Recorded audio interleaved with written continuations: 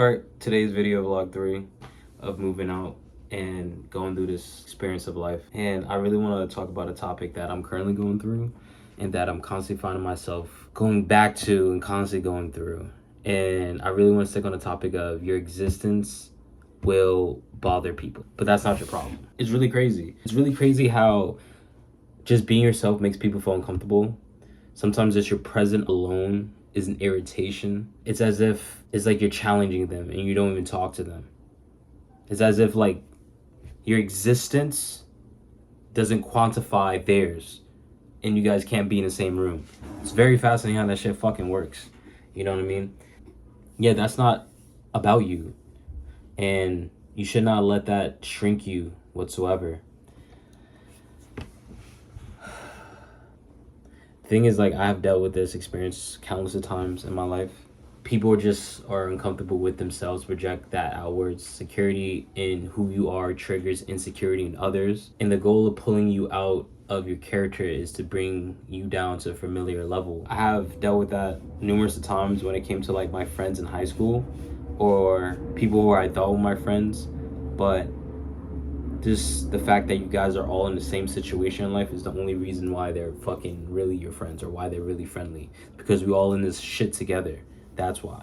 And they expect you to fucking grow up in like 20 or 30 fucking years, be on the same fucking level as them. You know what I mean?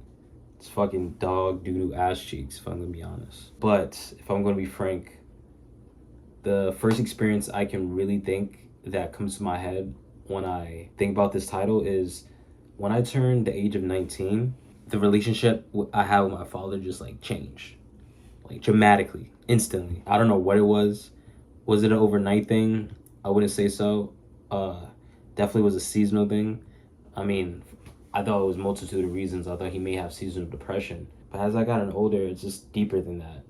Because I'm 26 right now. So between the age of 19 and 26, my dad always told me some very real truths about life, right? And I feel like maybe that's one of the most confusing things to understand is like the roles of a father, because I don't even fucking understand it. And he always tells me one of the roles of a father is like, yo, D, I'm not here to lie to you. I'm here to tell you the truth. And if you ain't gonna hear from me, you're gonna hear from the world. So anything he told me, I always thought about it like as like tough love. But there's an extent of how much what your parents say is true and how much is really based on fucking feelings or their trauma, and that's real shit. Because I remember my dad will always tell me my failures, but never tell me the things I never did right. He always fucking shouted at me for all the fuck ups I did, but never yelled when I did something big, something he never have ever done. Like I remember when I graduated from college, he went to my graduation, but he didn't seem all that happy. He said some negative things about me during my graduation. But ever since my graduation, it's a bloop in the air. Doesn't really happen. We don't talk about it. It just I graduated. He didn't really help me even pay for my tuition.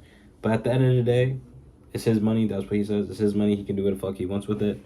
I gotta be a grown-ass man. And if I want something in my life, I gotta get it myself. So therefore, I had to put that front up, and I had to put that money towards my college. You know what I mean?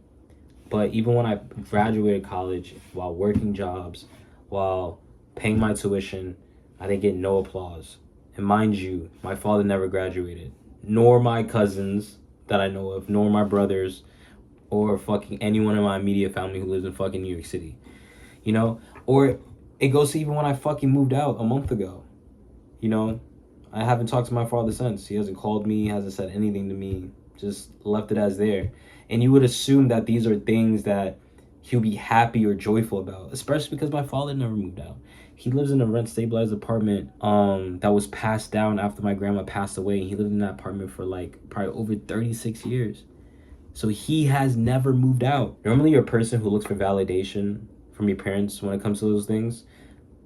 But when it comes to a point in your life where you literally have to do things for you and only you because you can only see what you can accomplish, or you're literally as high as the ceiling is and people don't even see your fucking ceiling, especially your fucking parents. So like they can't see you as much as you can see yourself. I think honestly that is why these people have these fucking problems and just constantly bringing you back down, you know? And living with my father, I'm glad I have one. I don't want to make this shit seem like I'm bashing him, but I'm just telling him what it is. Dealing with that with my father was like the biggest truth of it all, and prepared me to the shit I had to do with life, and it prepared me with the shit I had to do with people. You know what I mean? And I know how to move accordingly, because currently I'm dealing with that with my job. I have a coworker who's constantly passive aggressive as fuck, who's been there longer than me. Mind you, let me give you some context. I work at a dispensary. I'm not trying to put my name out there too much.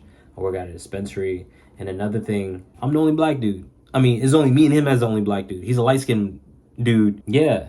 So I think on some heterosexual black alternative male shit, I think he feels threatened by my presence. It's fucking weird. It's just weird. And what I mean, it's weird like the little passive aggressive things he was do. Like, I go to work, we don't talk. We don't have no conversations. We don't talk at all, right? When other coworkers come in during the day, that's when he's all talking to me. But we don't talk. The only time he ever talks to me is when something is needed to be done at work. Be in my way, mind you. He's fucking like 6 fucking feet, 200 fucking pounds. He's a big bitch. And I don't know why, but he be in my fucking way all the time. Regardless of him being my way, I keep it professional. I say excuse me, but I think everyone has an experience with that. I also talk to my girlfriend, and she tells me experiences of men purposely being in her way so they can have attention. You know what I mean? Because they want you to say excuse me. They know that you're coming, but they want you to say excuse me, because that's how important they are. Or that's how important they want you to notice them. But when you don't give them that attention, or when you don't give them the attention that they expect from you, it's a problem. Like, bruh. It's like, fuck. Like, bruh, I'm just trying to get paid, man. Like, I'm just trying to work. I'm just trying to make a living. Bruh. It's like work never has to ever be this complicated. But things have to make life complicated. And it really does suck ass. Sometimes.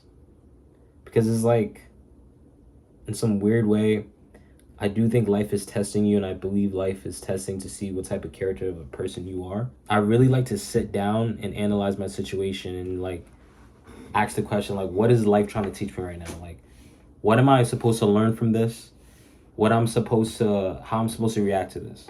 Sometimes there's really no answer. Sometimes you're just supposed to go through situations. And sometimes situations you go through now will come back again. And that's so fascinating. And what's also very fascinating is that the majority of these people I have these problems with, when it comes to my coworker or even comes with my father, right? And I also had a problem with another dude who's very fucking similar to my like old business fucking partner, because I have an LLC called like 14 Junction.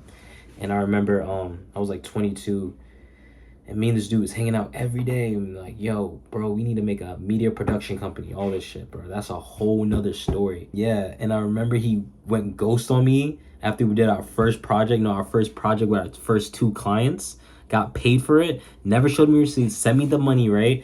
Yo, and the client, it was so fucking horrible how it went down. We had we had a music video and we had a fashion video. We had our friend Oxa pay for the fashion video, $600, right? We shot the video. I did so much work. I had to edit the video because he never finished. It's just so much going into that. Bottom line, he ended up ghosting me, right? And he did very similar things that these people are doing, right? And a commonality between all of these fuckers is they all never had a father figure growing up, right? Second, all of them are like 6 feet or taller. They have some physical presence, right? And third, all of them really care about how people look at them, and they're really focused on charisma and outward attention. They're really focused on that. They're really focused on how people interact with them and how they look and how they present themselves. Oh my God. So crazy.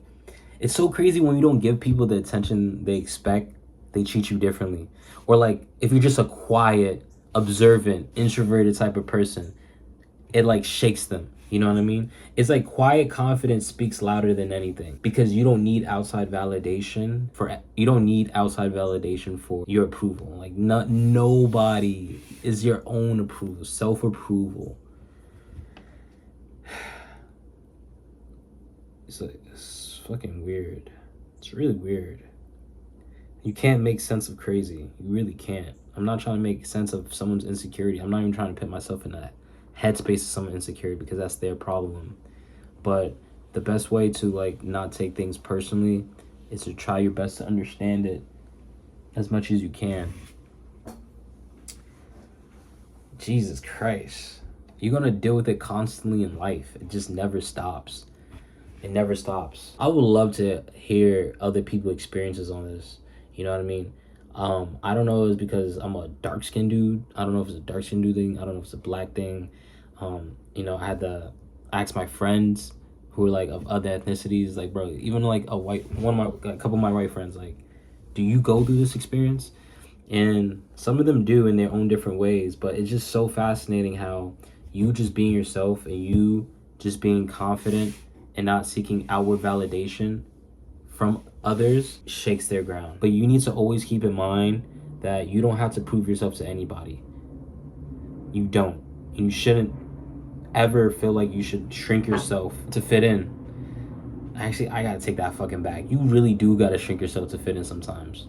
All right? You really fucking do. You gotta read the fucking room. But what I'm basically trying to say is, like, you shouldn't dim your light because your light brings other people's shadows, or some fucking poetic justice shit like that. Like, your light is so strong, it just casts shadows on other people. At the end of the day, don't give them what they want. And when you don't give them what they want, they get more upset. What they want is to bring you out of character. They want to show people that you're not as stable, you're not as structured, you're not as secure as you seem you are. So they're going to do a lot of petty shit to bring you out. They're going to act like fucking children. Start arguments, right? And you always need to keep in mind how poised, how calm, and how focused you need to be. And you need to be extremely articulate with your emotions. A lot of these people, the reason why they go about expressing this way is because they're not even in fucking terms with their emotions. They don't know how to express how they fucking feel to people. So that's why they're being so passive aggressive, like they're fucking children. It's crazy out here. But you need to stay in your frame, and you need to fucking politely tell them when they go out of boundaries. You know what I mean? Don't look at them, right? Don't give them attention. Mind you, a lot of times these people are the loudest people in the room. For some reason, their tonality has to be the loudest. They have to do the most actions. They have to do too much, right? And real people don't respect them, and they fucking know that. When you're a genuine person, real people respect you. Real understands real. Fake hates real. All right? Real shit. Like, keep it a stack. And don't ever let that get to you. Don't engage in the behavior. You're flowing at a higher frequency. Do not bring yourself down to them. Keep yourself up there. You have to ignore a lot of shit that they do. You have to clock out. You still have to keep it professional. But they're gonna keep doing little things, bullying tactics to get you out of character. And when it crosses an unprofessional line, address that. Keep a track record. Address that. You know what I mean? Don't feel that you shouldn't be able to pull your coworker to the side. Not even pull them to the side, or straight up say like, hey, how you went about that, or I did not appreciate the way you talked to me. I'm paraphrasing a lot of this, right? Because these are great starters. I did not appreciate the way you talked to me.